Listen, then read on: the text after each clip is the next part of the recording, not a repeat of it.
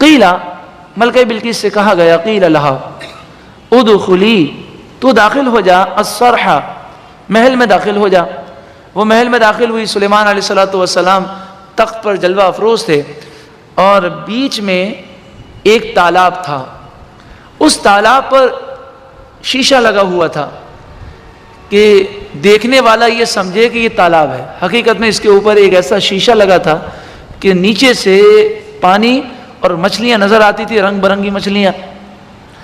اس زمانے میں شیشہ کسی نے دیکھا نہیں تھا، یہ شیشہ حضرت سلیمان علیہ السلام کی ایجاد ہے۔